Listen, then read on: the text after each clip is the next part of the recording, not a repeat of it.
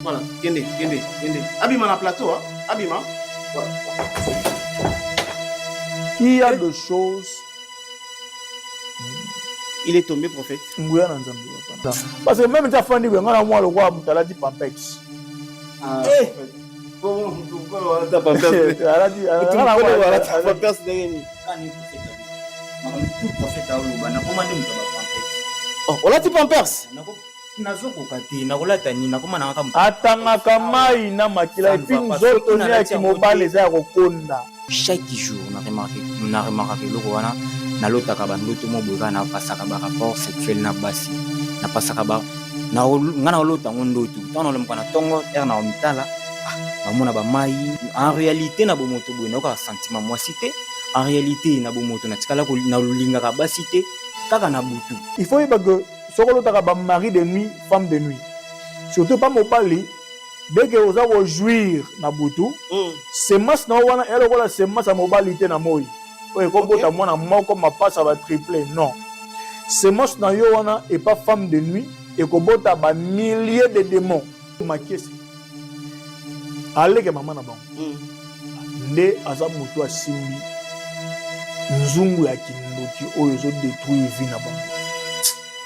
Esengeli nini pona ye? Toujours accorder de guérison. Bien. Tu vas accorder guérison. Quand tu as bouté à Maïka, bouté à Maïka, tu vas accorder de guérison. Éternel Dieu d'Abraham, Dieu d'Isaac et de Jacob, je vois cette eau par ton onction, par ta présence, par ta force. Lorsqu'il boira de cette eau, lorsqu'il va se laver avec cette eau, que son corps est délivré, que sa délivrance soit parfaite. Au nom de Jésus-Christ, Amen. Et la main.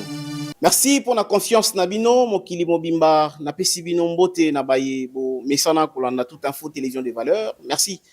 Na batu babenga kabiso à tout moment, na batu oyo bamonaka, puis ba considéraka oyo tozali kosala lokola musala, ba moni que en tout cas mutuana azali boye, mutuana azali boye. Nege to sala musala boye, ezana mutu na mutu azula kabiso selon ndenge ya monaka, puis ndenge fréquenta pe mutu na mutu jugement na ye.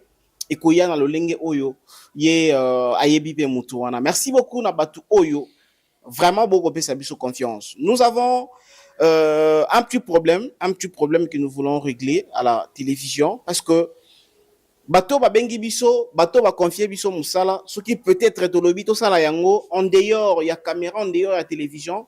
To yebite nini ekoki koya kokoma et alors télévision image onde ekozala pour que esunga na batu oyo ba yebi yango te na batu oyo ba monite na batu oyo ba prenaki information te à travers l'émission et ko permettre bango isusupe baya na ba problème pe na ba difficulté na bango. Il y a une sœur pour l'instant na bomina nous kombo na ye, une sœur qui nous a contacté. Ce n'est pas aujourd'hui, ce n'est pas hier, depuis un certain moment à Bengabiso to solo la kanaye par rapport à ba problème naye par rapport à ba difficulté naye to solo la kayango mingi naye. La sœur a voulu qu'on trouve solution na famille parce que aujourd'hui souvent mingi bandeko na biso ya potone ba pesa biso moi $100 moi boye alors eza na problème oza ko leka na kati ya libota naye na kati ya famille naye ndeko mwasi a contacta kingai pour que to tala ndenge nini tokoki ko trouver solution à problème wana. Il m'a posé la question si je connaissais un prophète autonito ya mana plateau awa même si nabi oui na ebiye tala natala ki émission moko prophète asalaki natala ki likambu moko natala ki problème moko prophète amema ki solution papa donata la problème nanga eza boye leki nanga ya mobali azana plus de 20 ans a commis déjà mon an parce que les lois à mon a 20 ans, mon a 21 ans, occupé ko la paix à boti. Les qui n'ont plus de 25 ans, azana moi cité, azana fiancé à boti et loko mokote. Et plus pire encore, tala maladie azana ngo, nzoto na bino mibali.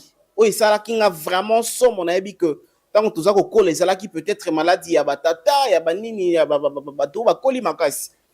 Nzoto ya bino basi ya plutôt nzoto ya bino mibali tala ezali boye komi boye et dérangeant kinga tellement et alors na sala qui appelle na prophète pour que ameka un peu kotala situation yango mabota na biso to bota na ba famille africaine na lobaka yango mingi tozanga ka ba problème te, tozanga ka ba makambo te na ba famille na biso. Et alors à travers cette émission, de tolingi tout ça la service wana avec le prophète qui a accepté de venir répondre à l'invitation, bien que problème yango alingi à apprendre yango kaka na moment oyo kaka na ngonga o tozali awa. Alors na pesi bino mbote pe na sengi na bino bolanda émission avec Bokebi, avec beaucoup d'attention, bolanda biso partout boza à travers les mondes, parce que le prophète Henri est notre invité d'aujourd'hui. Prophète Henri Napesio Motenayo, bonjour. Bonjour Papa Lena. En tout cas, avec beaucoup de plaisir, to sepeli ko yambayo na plateau na biso na mukona lelo, et saluez moi mikole belé. Alors to sepeli ko yamba yo na plateau na biso mukona lelo. Bonne santé, santé za ko tambola boni. Ça va, Dieu nous fait grâce. Santé ça très bien. Et je l'espère pour vous aussi. Ouais. Nzamba za na biso za ko bati. Sinon nzamba zo batela biso. Et je l'espère pour tout ce monde qui nous regarde. J'espère que faveur et grâce de Dieu et zanabanda kuna bango. Très bien, merci beaucoup. Comme je viens de le dire, pasteur, prophète Henri, nous avons un problème. On a été contacté par une sœur depuis l'Europe, sœur à l'Andarabiso déjà depuis longtemps. Et à mon par rapport à Etamousseli Nabiso à Makamounet, elle avait voulu se confier à nous. Okay. Elle a un problème sérieux dans sa famille au Atika na Congo. Et ma famille en Opé, bazana Kinshasa te, baza bande ko na biso ya Congo central, bande ko na biso ya Congo central. Azana sérieux problème avec son petit frère. Leki na ye, oui ba botama, papa na maman, papa bota pe na basi mususu, maman pa bota pe na basi mususu. Mais yena leki na ya mobali wana, kaka nde baza papa moko maman moko. Alors depuis akenda yekanda sunga leki na ye wana. Et aujourd'hui, leki na ye awa na Congo central, a un problème très sérieux. Selon ye, hernie. Voilà, hernie, nous autres on a biso ya mibali, en tout cas, et gonfla les kinaye, et vimba makasi, les kinaye a commis déjà na âge, ya kozala na mwasi, na bana na foyer na ye, a yebi ndenge balala na mwasi te, azana mwana te, fiancé te, et du coup, grand sœur et sikazali, bien qu'il n'y ait pas un problème place à Zali, mais le problème peut aller qui n'a pas déranger Makasi. Et du coup, elle nous a contacté pour que tu un peu, qu'on trouve les solutions. Alandaki, ba émission, ndenge musali nanzambe, azali vraiment pour trouver solution à ba problème mususu. Et alobi, ameka musali nanzambe, par rapport à problème où ils ont sa famille na bango, les kinaye, a problème. Et alors, avec votre permission, prophète Henri, si vous allez accepter, tokoti sanakati ya plateau, ndeko na biso mabiala, pisinga ye komo na ye mabiala, ndeko na biso mabiala, oyo, azali concerné, azali na maladie wana, et prophète Henri, est-ce que le lenge yango, likambango eyeli, omoni yango dans le ndenge nini avant peut-être tout sengo permission, ya kokoti ndeko nakati ya plateau, omoni yango ndenge nini? Certainement, c'est comme j'avais dit dans ma émission précédente, oui, que il n'y a rien que Nzamba Rosalate. Très bien. Na insisté en verset où Nzamba Pesanga, Natamboula Nanga, ministère Nanga, Job chapitre 42, verset 2, je reconnais que tu peux tout et que rien ne s'oppose à ta pensée. Déjà, penser à Nzambe, que tu vas dans la bonne santé. Le but, je voudrais que tu prospères en tous égards, qu'on prospère le temps de votre âme, et ainsi de suite. C'est-à-dire que maladie, problème, ainsi de suite, et où tu n'as pas Nzambe. Okay. Tout ce qui est négatif n'a vie à Moutou, sauf si par exception, Nzambe a frappé Moutouana. Mais sur les Nzambe, tout cela vient du monde de ténèbres. Or, les ténèbres, la Bible déclare que les ténèbres ne régneront pas pour toujours. Et voilà. Il y a un temps que le ténèbre peut régner, il y a un temps où Nzambe, il faut imposer bon Nzambe na vie à Moutou, na katalibota moro songolo et ainsi de suite. À limiter règne à diable. À limiter règne à diable. Donc moi, comme j'avais dit l'autre fois dans l'émission précédente, il y a un élo de na rosalate. Très bien. Et par la grâce de Dieu, il n'y a rien que je ne puisse pas faire, il n'y a rien que je ne puisse pas arrêter, il n'y a rien que je ne puisse pas finir dans mon esprit. Parce que je porte un mandat, une intelligence que Dieu a donnée par rapport au service, au rituel, aux prières, pour arrêter ma problème spirituel. Okay. Donc, ça ne me dérange pas, Lelo, Kokutana, Ndeko, Enfin, ceux qui donc par la grâce de Dieu, afin de mettre fin à cette reine spirituelle, Nakatali Botawan. Très bien, merci beaucoup. Également, merci à la réalisation des Baudric Katenzi. Merci Nabatunios, Balanara Tout Info, télévision partout. Merci, la confiance, vous avez renouvelé de temps à autre. Le numéro de téléphone sont affichés, les numéros des prophètes Isawana. Moi, je me reviens au mécanisme, donc au salon un effort, au côté contact direct avec les prophètes. Alors, la bocacité à réalisation à Baudric Katenzi, nous allons faire entrer notre frère dans le plateau. Comme ça, Toyeba, la suite, comment ça va donner. Directement, vous avez compris que décor et un plateau échangé. Au début, tous acquis deux personnes.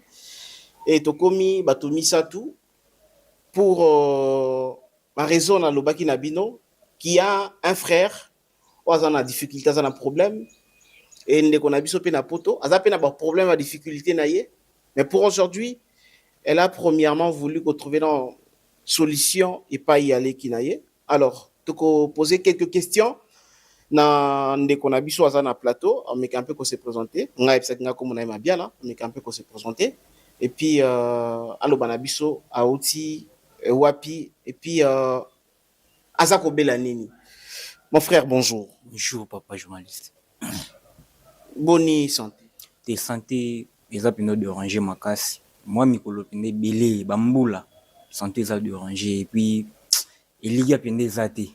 Lui ezate santé à bien te. Ndeko mokili mumba baza kotala yo obengami na kombo kombo na yo nani? Na bengami na kombo ya Mabiala Mpia. Mabiala Mpia. Outi wapi? Na uti Congo central. Congo central. Alors, nous autres ezali ko déranger voyage au sali kolongwa Congo central tiko koma na Kisasa voyage au voyager quand même au sali fort ya kokoma awa avec beaucoup de difficultés parce que santé zo déranger autant boli ndenge nini. OK. Ce qui na komi awa eza grande sœur nanga nde asali ba effort vu que na libumu na biso to botami gade to botami de papa biso abota bana ebele na basi mususu mama pe avant ba bota biso abota pe bana mususu na mibali mususu. Mais na libumu papa nanga na mama nanga to botami ga deux personnes grande sœur nanga na ngai.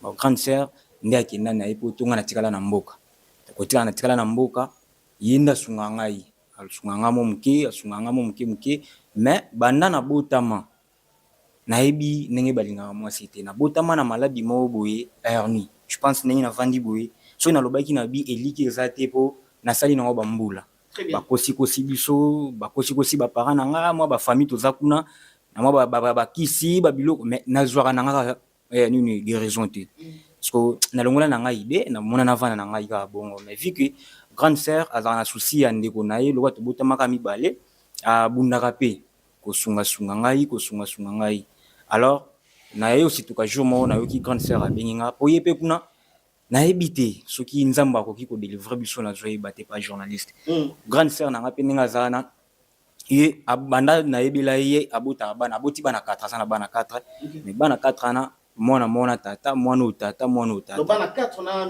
batata 4 bana 4 batata 4 mais grande sœur qui atali wana te vu que azana souci ale kine grande sœur ameka ko sala nyonso na yoki jour moko abenginga ke non Mabiala il faut ça l'effort au koma Kishasa na sala nyonso koma Kishasa so komi Kishasa na ko pesa yo numéro ya journaliste moko azana aluka moya ya kokuta nisona prophète lokola za grande sœur azana na kondima grande sœur na o ya monaki vu que ngana dutaki na nga me ba mbongo eza ya ye ndasalaki ba effort nyonso atie ba moyen de façon que na koma na Kishasa na inde pona ya kozwa soin ko ya koluka lobiko de loko na ili donc nde naza awa ça ne va pas et loko na ilaki awa yango wana na Kishasa pona zoom. Très bien. Nakoyoka yo oza maladi wana ezali bambula na bambula ebele. Donc en dehors ya maladie na yo moko comprendre que famille eza kotambola bien te parce que botaka bito mibale yo koto yo maladie na yo eza boye kuna grande sœur na yo pour ne pas citer son nom à la télé grande sœur na yo ba difficulté 4 bana na 4 papa donc yo moko lokola mobali ya famille pour comprendre que famille na bino makambo zotambola bien te. Oui certainement vraiment makambo etambola bien te na famille na biso au côté ya kuna ya malamu pende zate côté na nga bana na botama talaka âge naza nango na ndenge naza boye na ebité banda na vanda na ngai so na lali na mbetu chaque jour na remarqué loko wana na lotaka bandoto mo boyka na pasaka ba rapport sexuel na basi na pasaka ba na ngana lota ndoto tano le mkana tongo na omitala na mona ba mai nzoto baby mais en réalité na bomoto boy na ka sentiment moi cité en réalité na bomoto na tikala ko na linga ka basité kaka na butu ne ka ba sentiment ya msupe za na la mukaboy na mona pe ba makilezo bima na ebité na ko expliquer nani loko les aka au grand sana nga yebaka c'est pourquoi salia comme sangata ba niveau haut mais pour na mona yeke na vana na ngati mukolo liwe ko ya ça va ils ont. Très bien. Alors, nous avançons. Te poser sur quelques questions avant peut-être to Komanasuka. Alors, prophète, par rapport à témoignage, il y a problème oyo ndeko ameka peut exposer liboso ya monkili mobisa ko tala biso po yoki yango. Je sais pas, tes premiers mots déjà ba impression na yo, ma premier mot na yo na ko yoka déjà problème ça ko déranger libota o mobimba. Particulièrement ndeko na biso, tu peux dire quoi? Que le Seigneur soit béni. Je bénis d'ailleurs Dieu pour bango baye koluganzambe. Bango baye koluganzambe bandimi bien razolo baka dutaki parce que aluki ba solution ebelé azuite. Ya monzelara akufa na ye kaka. Parce que grande sœur na ye, je crois qu'elle a une émission na biso précédent. Oui, oui. Nde azui foi atindi animeli maloba na biso nde atindi poye a parce que je osais dire que il y a rien à répéter, il y a rien que nous avons salaté. Et le Christ qui vit en moi a arrêter puissance sur soit ténèbres. Très bien. J'ai pitié pour notre frère Mabiala parce que comme on a mon mobile boinage oyo a commis na a joué comme na ngoboye a ebi sentiment à moi cité a bika ngoka na bandoto na na butu. C'est une réalité spirituelle qui va te belé babika. OK. Il écoute aso bika ngona bandoto na na butu. Mais aussi il y a des gens ba monaka certainement leur vie na ba vision na bandoto mais sur le plan physique na réalité bazo bika ça autrement. Autrement. Et ça peut na ba misusu ko babika réellement vie na ye pena amona ngona na ba vision. Amona ngona bandoto sa propre vie amona ngobongo même sur la même na vie physique soka la muki amona benage non certainement na mimona na prison soka tali vie na yeboye amona benage mbongo ya kate libala ya kate prospérité ya kate musale ya kate bana ba ya kate avancement na likambo avancement na likambo na vie na ezate bien pourtant na ndoto na ye na vision na babutu amona na ba prison bakangi quelque part azoki ma bambangu si sa classe kala mazumi mona na école atanga primaire na ba uniforme azumi mona komi kuta na lopango déjà lekana akola kala lekana na bisika ça dit que il y a des gens comme ça le roi on a biso il y a zo vivre ba femme de nuit bazo kola na butu bazo coucher na butu pourtant ce qui muto lota ka ba femme de nuit ndenge frère azolo taboye cela veut dire que là il faut que soko lota ka ba mari de nuit femme de nuit. Surtout pas mobali dès que vous avez jouir na butu c'est mas na wana elo kola c'est mas a mobilité na moi oye ko bota mona moko ma passe va tripler non c'est mas na yo wana et pas femme de nuit et ko bota ba milliers de démons donc ils produit des démons ils ont produit ba démons alors ba milliers ba démons wana ba ko bana ko travailler sur contre yo yango mona vie neza boy OK parce que ba milliers wana ba démons bako bana ko mona lokola papa moko boye obwaka bango bademo oye moko aza ko bota ye moko azo bota ba demo wana tango aza ko jouir na ba vision na ba ndoto na femme de nuit et ba mille ba demo wana bazo travailler sur contre ye c'est à dire que na butu bango ba yebi ke papa oyo asundola bango akipaka bango te asala bango mabe bazo venger ye et voilà na vie physique vie neza boye. C'est-à-dire que mutu moko akoluka musala ozote akoluka prospérité akomona te akoluka bolamu na vie akomona te guérison c'est-à-dire akole kana na bato ndenge na ndenge zoloba na omona même basango ya orthodoxe likolo ya na misala likolo ya ntuto na ye.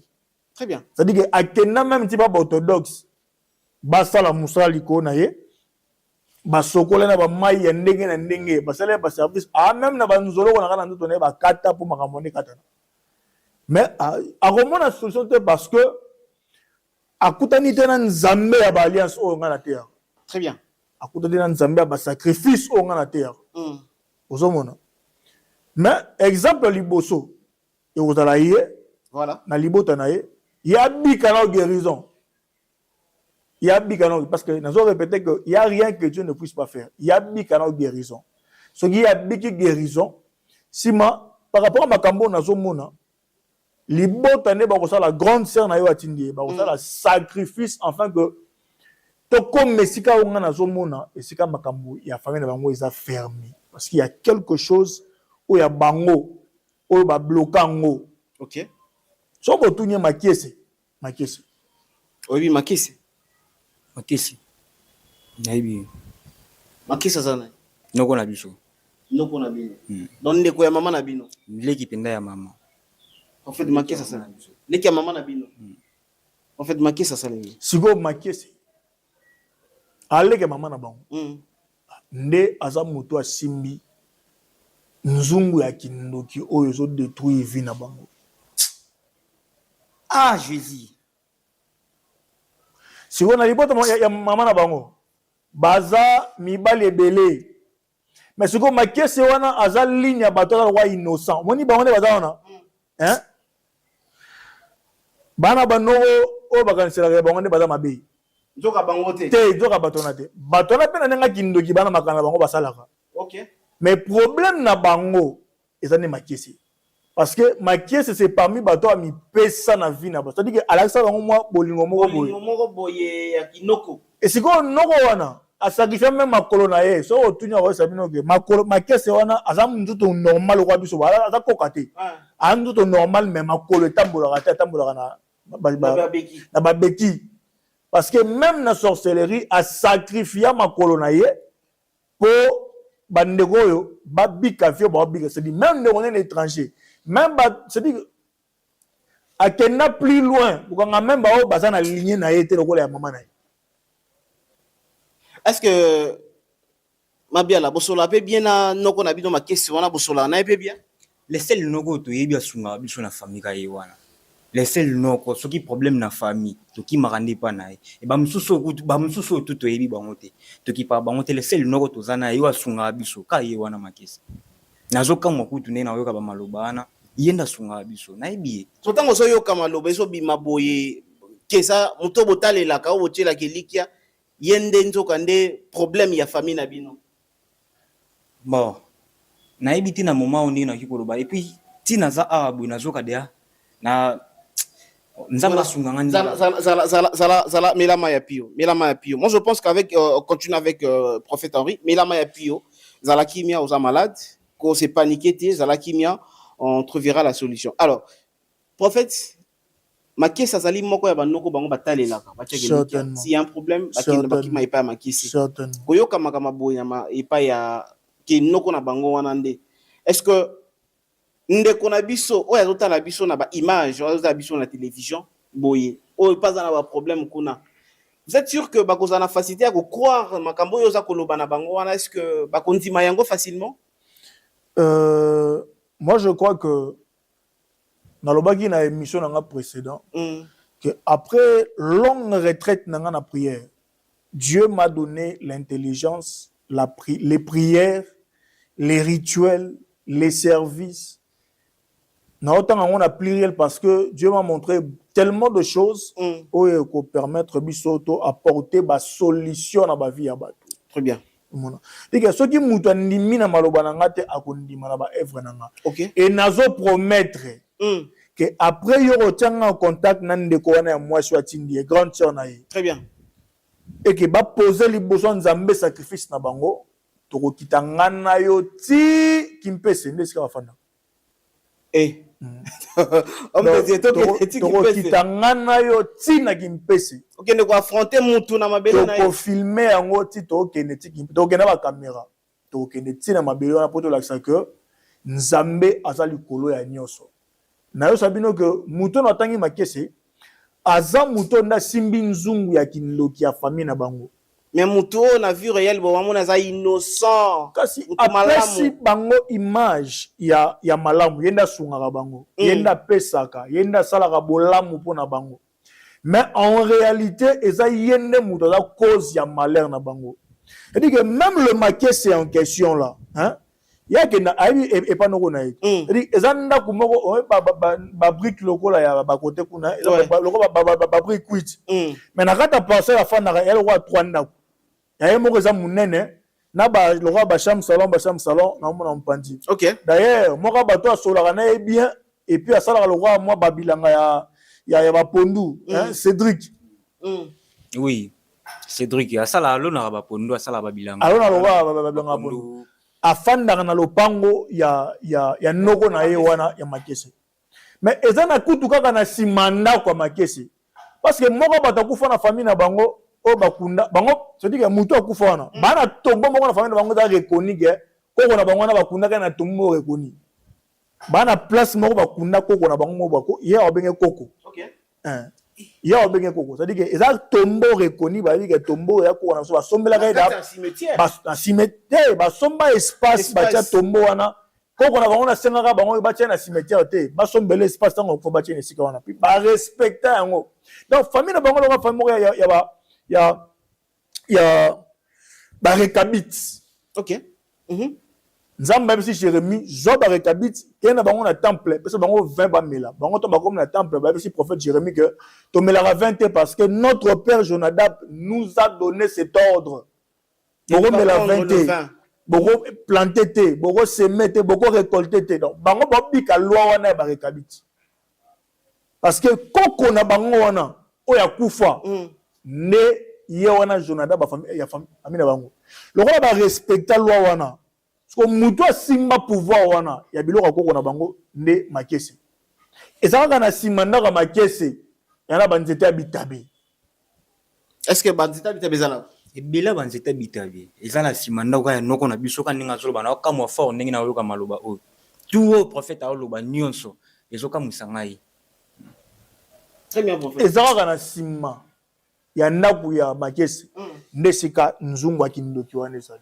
C'est-à-dire nayo nanga na ba caméra hein ce qui muta ko ndima na parole te frère oyo par la grâce de Dieu tout ça service likona parce que même ta fandi benga na moi le roi mutala di pampex prophète comment pourquoi ta pampex ala di ala ta pampex ndengeni kani prophète alo makam tout prophète alo bana komande mutaba pampex oh ola ti pampex nazokoka te nakolata nini nakomana kaka atangaka mai na makila epi nzoto nyaki mobali eza ya kokonda bilamba ebeba eza rétréci. Donc tu longwe Congo central tu komia wa nakomana kaka kaska ya pampex ika so botali sac na ye même aye na ngone siko bongo na pampex na oh tu dis ofandi na biso bozana pampers na ndola ti pampers wana ki okosa te déjà prophète alobi nakoma nanga mutu ba pampers na ebite soki na kolongwa na makala Rodrigue Otala ozwi nakoma nanga mutu ba pampers na ebite so nzamba bi osunga ngai vraiment na ebite homme de Dieu mais c'est t'es collé la tête maîtrise-toi mais c'est très sérieux un jeune homme boye azali kolata pampers na 21e siècle parce qu'il y a une maladie oh azali kosi la été mais c'est très sérieux. C'est comme ça que fonctionne le monde spirituel. Satan. Il faut pas tout comprendre que ce qui diable aligné à manipuler bino à kobanda pa ko représenter bino. Ya on a senga batu basa ba sacrifice ya bofrande ya représentation. C'est-à-dire que diable kobanda ko représenter bino. Bible lobi lorsque Élie alinga kita moto ayina na ba prophète à Baal n'est-ce pas? Ouais. Aïsi bango babe la balle na starté bakita moto te parce que balle na starté ba ima kasité non Baal était le dieu de la pluie Astarté était le dieu de la fécondité bana botsa bilanga c'est-à-dire que soki bobeli Baal akokita mbula si bobeli Astarté akobotsa bilanga akofaire germer ba plante c'est pourquoi ba prophète Baal ba ki na confiance que tokende na ngomba tokobela bal na starté ba okitambula. OK. Vous comprenez? Tango baké ibelobi batongi hôtel na bango bani kobela bala sali musalate astarté basali musalate Bamikati bapota. Bal à répondre te, à starter à répondre te. Non parce que bazaki makasité, non. Mais parce que bazaki devant un Dieu puissant. Au moins, nous avons accordé frère aux guérisons. Très bien. Mais guérison aïe, après guérison aïe, même pour nous donner zone normal, si nous donner zéro vimba, erni wana et bana bomwana et aux zones normal classico. Ok. Mais pour servir ceci là, il faut na détruire puissance wana et loko nzungu wana bondo. Prophète, au moment peut-être que bon, je sais pas ce qu'ils allaient service 5 ans ndengona mais quoi affronter mutu o yazali na ba milimo mabe esika ya zalaka esika ya zali, vous ne trouvez pas que c'est aussi un danger permanent? Les prophétiques n'a pas de frontières. Esika zawana mokeli nango za nzambe. Bien. Nga na porter gloire ya nzambe o ya bomo. C'est-à-dire esika ya zawana atana mboka na ye wana na okende tina mabele na ye wana. Azaka mutu oyo apporter puissance mo ya sorcellerie. Or la sorcellerie est à pouvoir mourir mouké dans le monde des ténèbres. OK. Et moi je porte cette puissance du Dieu vivant. Le Dieu créateur. El Shaddai, Elohim Adonai, Elolam, Elaï, Elkana. C'est-à-dire il n'a aucun na okende tia esika ya zali na ko détruire na mboka na ye. Na ko bimisa nzungu wana to ko briser misana ngo ba frère opel libota na nde wone ba ko délivrance. Même bateau bakota sans pas en aligner na ye pour akota bateau sur même na ligne même Odette tu tenir Odette ada mona ya papa na bango na mwasi mususu. OK. Réellement Odette aza na alrom dalibomo. Odette azali kinanga papa bota na mwasi mususu. Normalement quand na lobaki toze belé papa bota na basi mususu. Belé. Mais na libuma papa na maman na to bota makadi. Alors Odette na leki nanga. Vie à Odette Lelo, le coup la moi si vie à Odette Lelo zandengeni. En tout cas, pas journaliste biso tout na ki kolobaki makamna zo ki pas prophète donc ki bangi singa makasi na comprendre ngo ki toza pendali toza yokanga ma parce que ezala Odette wana ni prophète a loba eza pasi toza penda na pasi makasi kuna soki na loba lelo na komo na reconnaître ka ya na ngwaza kuna ezate ke toza te bandiko bazate bandiko bazana zana bayana zana baleki mais ozo ko tshela nani yango mutema nani yo kochela mutema. OK. Tozomona mo peut-être que non, lokola izamboka izaka nango bongo izaka nango normal. Na okama fort na makamtu na oyoka awa vraiment on a aussi un nzambe nda sunga prophète asunga ngai vraiment. Siko prophète Odette azali mwana ya papa na bango na mama mususu. Tandis que Makese azali lekinde ya mama na bango. Alors Makese azana rapport ni na Odette. Ah, c'est pourquoi il faut comprendre que dans le monde de la sorcellerie, ne batu balobaka mwana na poto kindoki ya fo ekozwanga te. Dans le monde de la sorcellerie, c'est un monde spirituel. Dans le spirituel, il n'y a pas de limite. C'est-à-dire que ndoki na Kinshasa akolié na Londres aussi kozali pe vino za robeba. Il suffit à représenter yo. C'est-à-dire que représentation et ça la maraka kate nena bana koloba que tango ekomi tango Élie abele la moto kita. Qu'est-ce que Élie a fait? Élie a pris 12 pierres selon le nombre de fils de Jacob. C'est-à-dire que libanga moko eza Jacob aboti bana 12 mibali. Donc libanga moko Jephthé, libanga moko ainsi Joseph, libanga moko, c'est-à-dire tous les noms de fils de Jacob a représenté en na libanga. OK. Na mabanga. Tanga beli moto sani ekiti. Il y a des familles le la bango. Mais eza hôtel mobimba oyo ba kombo na bango nyonso eza répertorié na hôtel wana. Alors pour aujourd'hui, qu'est-ce qu'il faut nini ko salama pona ndeko na biso mabiala, je te dis naza en tout cas nazo ko imaginer que jeune garçon le la yeboye rikola ta pampers. Alors prophète pona yé na franchement ça compliqué. Et c'est ngeli nini pona yé. Toujours accorder ndeko guérison. Bien. Tu accorder guérison. Palu la ngabute ya mai ka mai bute mo ka mai. Tu accorder ndeko guérison. Bolu ke la biso bute ya mai, bolu ke la biso bute ya. Mais après cette guérison, probablement kapena délivrance ouvert ya libota na bango et que makambu nyonso fungama, il faut nzungu wana ezala détruit. Il y a des choses qui se fait de loin. To sambeli nzambe ake abuki yango. Dieu pouvait aussi faire ça avec Gédéon.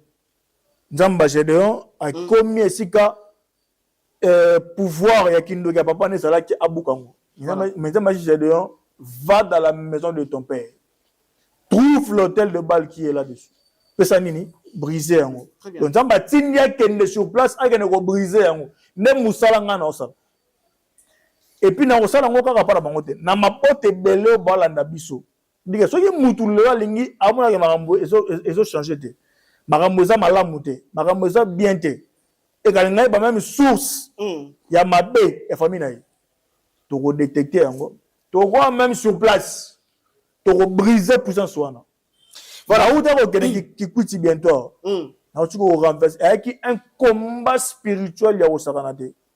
Ya kosakanate na chef coutumier mo alinga famille. C'est-à-dire que bana ba imagine bana à Londres, bana ba passeport rouge. Mais vie na bango passe na passe. Juste après service nanga ko tiama ko na lopango. Na mona ko telo kanga bango te. Na bi na tiama ko na lopango. Na bi chef coutumier na yebi se bango fa na yebi sa. Heureusement pour nous, nous avons pas le gouverneur ya kuna à sécuriser qui biso na ba élément na ye. To sali service à ce que to chef coutumier à terre. Na yebi so lelo ba nego wana ba lagi 7. Et tu vas moko na témoignage na ye. C'est-à-dire tous les 6 ont témoigné la faveur de Dieu. Très bien. Tous les 6.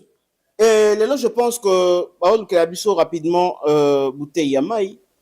Alors comment on a situation isolée kanaba c'est ba makambo oyo ndeko na biso tant na benga mabiala na mona mbala moko Serge Mabiala ya musicien zo yela nga na butu ndeko na biso mabiala ba situation bazo likana famille na libota na bango c'est-à-dire zabe ba situation mo zali fréquent dans des différentes familles na moya lelo certainement aujourd'hui le diable a pris na emprise ba famille ebele. Ma famille est belée, surtout en Afrique, papa nanga. Ma famille est belée, baza na sous emprise ya ténèbres. Au moins, batou na kata libota moko mutu moko bala di pa bala wana pesila. Très bien. Et ma famille bazo bala. Mais après, au tali bango nyonso ba divorce. Moni basi babali, mais après bango nyonso ata moko tela na mariage ba divorce. Même au bana au Canada, il y a penande exception à divorcer. Autant là gaillard, ils ont étudié, ils ont de l'intelligence. Mais au Taliban on a vie sociale boy et le côté. Bara na mayele na mutu, batanga ba classe, mais musala ya malonga ba de pourquoi parce que il y a un hôtel de réclamation où ils ont réclamé batouana. Ne romona ke basi. Bazo bala. Mais au moins la loi libota ye babala te. Mais ba ko kanga bango en sorte que babota te. Le rôle a brisé le robot la bali. Combien de bassi bazo landanga sali 1 an, 2 ans, 3 ans, 5 ans, 10 ans. Naga sali bala. Attends-moi na mon côté. Est-ce que ça problème il y a santé té? Attends, il y a problème il santé à pas donner. Mais c'est que tout ce qui est négatif na vie à mutu et zanzambe té. OK. Attends, na sali 10 ans, 20 ans bota té. Na simple service. Voilà, merci Pessa. Voilà, on a acheté une bouteille d'eau. Na simple service, il y a alliance, il y a sacrifice. On te présente Nzambe. Na biso 1-2 semaines c'est belé, m'tana ko témoigner ka kombizemi marampe fungami na vie na ye. Très bien. Alors, l'homme de Dieu on est venu avec une bouteille d'eau. Ba une bouteille à maï. To sali boye pour na ko la publicité té. Bouteille à maï ba nango. Alors, de quoi est-ce que vous allez prêt les lots pour que ndenge au longwe depuis qu'on concentre le Kinshasa, il y a besoin de guérison. Est-ce que vous allez prêt à besoin de guérison après avoir que yoka, bah ma cambo est sali au mato il passe. Est-ce que vous allez prêt à besoin de guérison les? Pas journaliste n'a pas prêt. N'a pas prêt à besoin de guérison. N'a pas capé ma comme prophète à lobby donc il peut s'en appeler somo et c'est un prophète.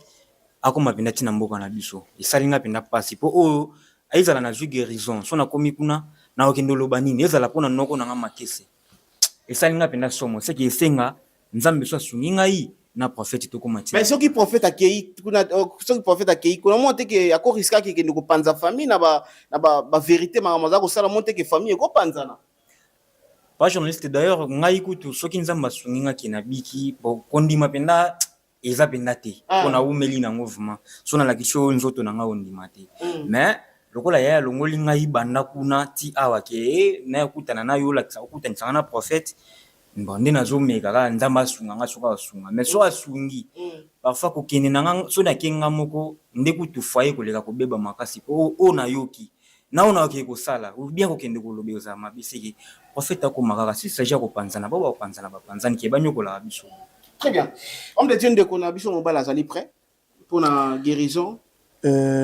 Moni ndenga oti ko loba ke soka ke ko bale na oya ko loba na oya ko sala e ko ko panza. Zamamba molimo on le traite spirituellement. Mama molimo va traiter on peut-être que nena soloba et comme on a niveau à nous autres ceux qui ezaba représentation physique donc la nzungu eza physique donc il faut démanteler mais pouvoir aussi combattre dans spirituel et surtout que mutuana za noko na ye awe ko bundisa na nzoto te po akomana c'est-à-dire il y a aussi un déséquilibre dans la raison spirituelle na ye. Très bien, à perdre raison même spirituellement on perd raison na ye. Ni ko sala désordre. Déjà na minute to loba no kwa ko kamona no komona ye mwana oyo. Et si kaza na minute oyo. Service na osala. Akoka da genzungu ningani. Bien. Ponyo so ya ye ne kweza kuna na kati. Akoyoka genzungu ningani loko moko bo elongwe esongeli ndeko. Voilà. Je vous laisse le temps. Natikelio. Non, la prière rebelle au salaire à pas donné. Éternel Dieu d'Abraham, Dieu d'Isaac et de Jacob, je vois cette eau par ton onction, par ta présence et par ta force. Lorsqu'il boira de cette eau, lorsqu'il va se laver avec cette eau, que son corps redevient et que sa délivrance soit parfaite. Au nom de Jésus-Christ, Amen. N'amour dans la guérison, n'amour dans la miracle. C'est-à-dire que l'Assemblée pour peuple va comprendre que c'est au nom de Jésus-Christ que nous avons obéi sabatu. Mais en réalité, nous avons posé au Sambela pour son lobby naïe. Si quoi on a blamba na kabiki akobika. Dieu disait aux Jésus-Christ disait aux aveugles sois guéris à sa cérémonie babikaki. Il a dit que vous ferez plus que moi. Donc on peut pas le belo côté na sindika pantalon na ebo na c'est obiki. Penzamba sali. Mais pour le démontrer na mokilo que nzamba sala amela mayo. Eza be feli ko la vinayi. Mela mai. Eza na momai. Na kati sachet na ngona miso na bino. Ouais. Eza na momai. Euti pa na ngate. Ba uti ko sumba yango. Na kati mai ya 500 francs. Mela mai.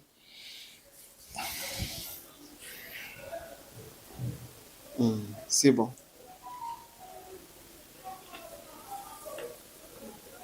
Tu peux déposer ça, pas de problème. Et vous en avez fait le coup, on a une bonne minute. Quand on est tout ça, on a plateau. C'est un bon.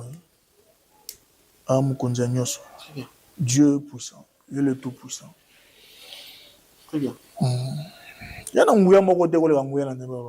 Parce que maï ezali nzambe ezali œuvre ya nzambe nzambe mutasala maï. Certainement. Nzambe mutasala maï. Et puis il faut comprendre que maï au mona papa donna. Lorsque les gens lisent la Bible, ils doivent comprendre pourquoi Jésus allait au bord de l'eau prier. Plusieurs fois dans la Bible, ça se répète que Jésus allait au bord de l'eau en train de prier. Pourquoi il choisissait que de l'eau? Pourquoi il choisissait que de l'eau pour prier?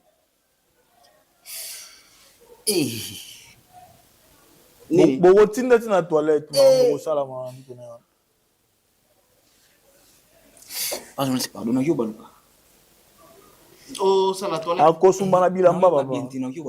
Voilà, kende. Abima na plateau, hein? Abima. Voilà. Il y a des choses.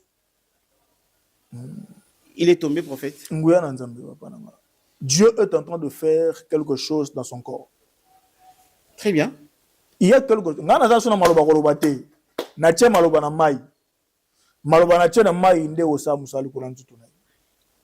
Et puis quand vous regardez, de quoi? Oh, Pampex. Pampex. Pampex. Apparemment, tu Pampex, c'est baby. Dans moi, je suis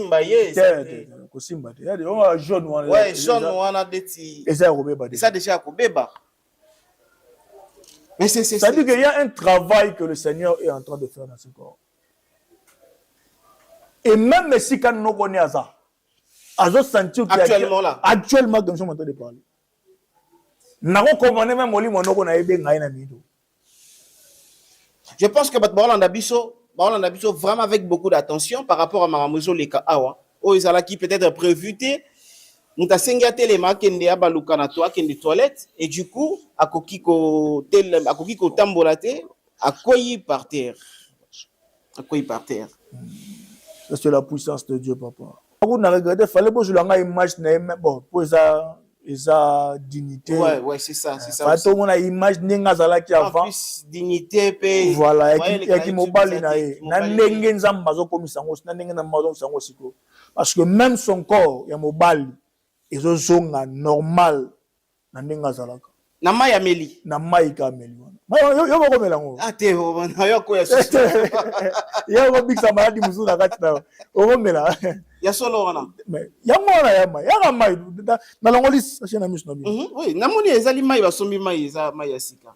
Mais maintenant là prophète, est-ce que ba effet ya zo ko sentir eza peut-être ndeko na epé elle peut aussi sentir quelque chose là où elle est. La puissance est dans la parole, dans tout ce que nous sommes en train de, dans tout ce que je suis en train de dire.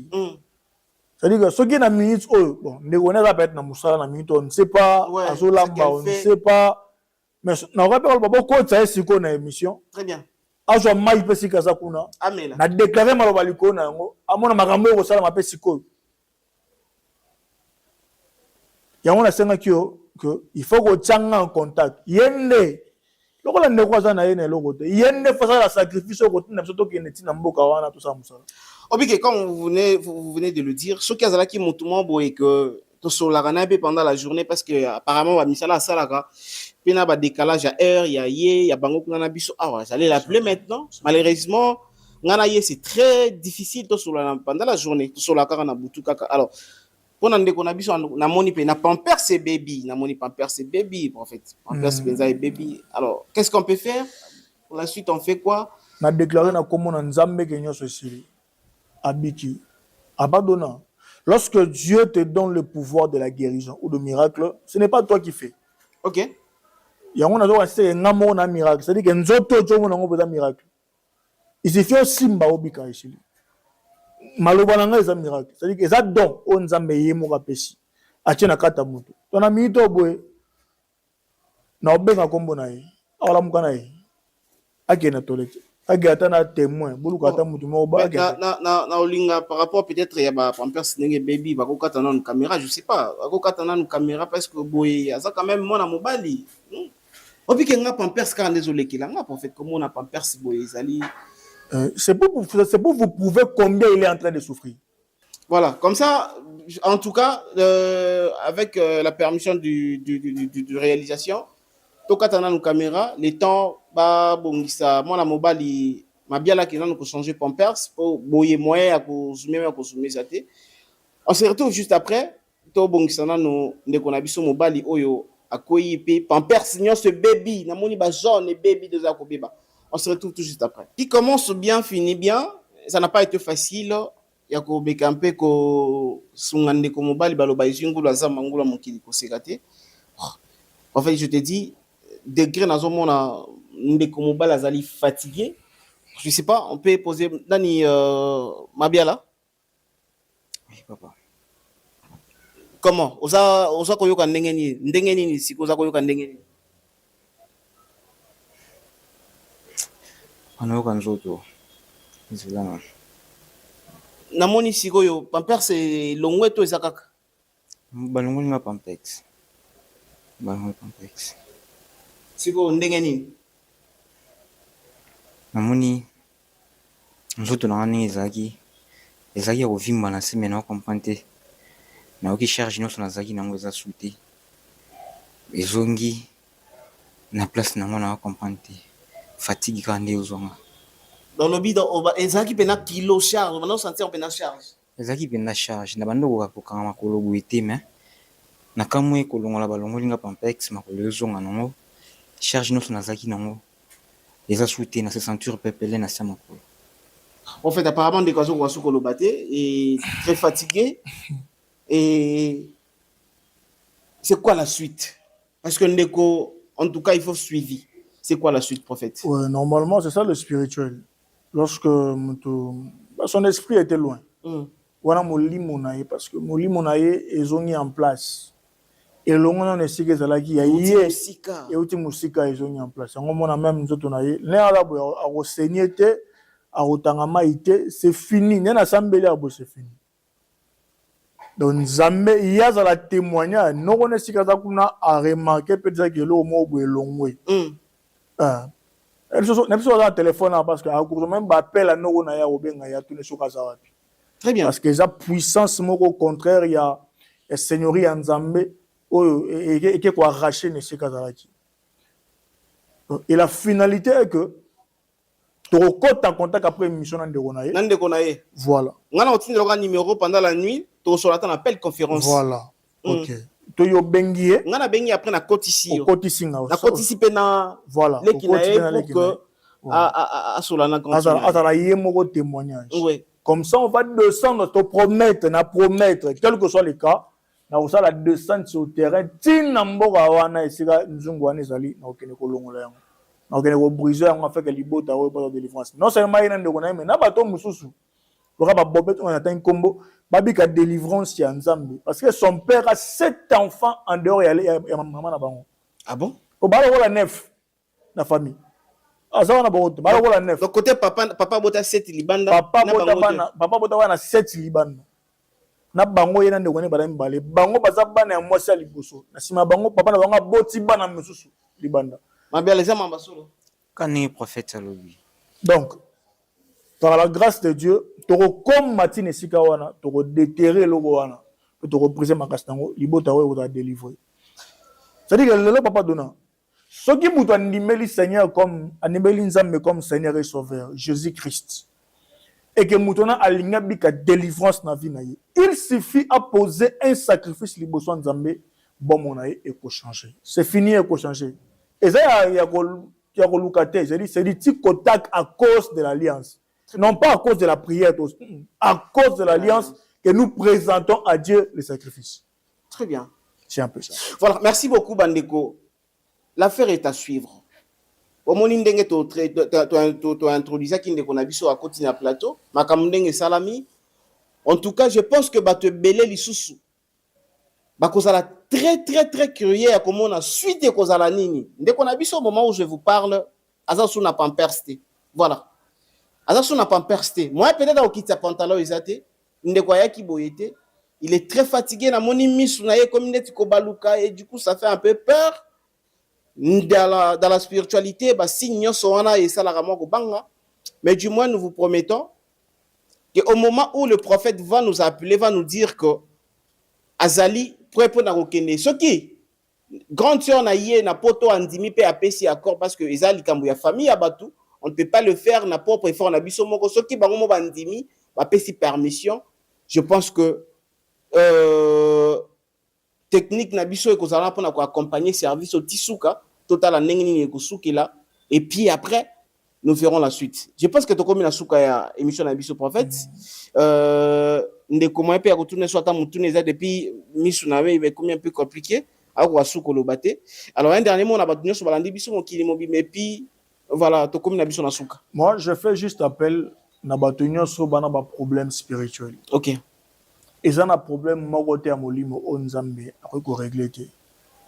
Jésus-Christ est mort sur la croix de Golgotha afin de nous accorder le salut. Le salut n'est pas seulement spirituel pour demander à Gonzalikolo, mais le salut est aussi, en hébreu on appelle ça sozos. Donc le salut est aussi physique. Kobala, kosomami tuka, kotonga bandako, kobota bana, kozana kimia en bonne santé, c'est aussi une partie du salut. Donc muto azolandanga, ozomona ke vie n'est compliqué. Moi c'est kimia lingi moi swana zonga. Mobala kimia lingi mobali wana zonga. Abota bana ba autisme, baloba kate ba wakata lingi bana wana baloba. Abota kate autant d'années. Alinya bota kumba semi na ekara in 2 semaines. Ana maladie moko compliqué, oh cancer, oh myome, oh kyste, oh sida, atesa nini. Il suffit de contacter biso, to poser sacrifice, to présenter ngwe pa na Nzambe. Nalobaki très bien émission nga précédent, eza makamba ba jour té. nasambelaka 2 jours na mutu te ngai nayebi kosambela elika soki nasambeli mpo na yo natikali mpe paster na yo te ozongeli paster na yo bosambelaka na ye opesi kaka solution mosala na nga kaka na apporte solution na vie ya bana ya nzambe nasambelaka kaka une journée 24 heures nakopesa oyo bapriere okosala nakoso nini okosala nga nasambeli mpo na yo une journée seulement omoni mpe nzambe okosala na vie na yo et puis esili natikali paster na yo te donc yo ocontinue kaka na paster na yo kosambelaka me nga n'apporte solution parce que Dieu m'a mandaté en cette saison, en cette génération, de l'intelligence, de prière, de service, de rituel, eux qui apporter ma délivrance dans ma vie à Bananzam. Donc, na muto solandanga assemble nzambe atuna prophète Henri Jacob po wana asanani si m'a contacté biso. Très bien. Ma bien laisse koza likambo suka roloba. Likambo suka ezakaki nzamba prophète ndenge kaka namoni en tout cas nzamba azwa lokumu naza nde ya kolema me nakoluka nakomi pa prophète. Très bien. Si.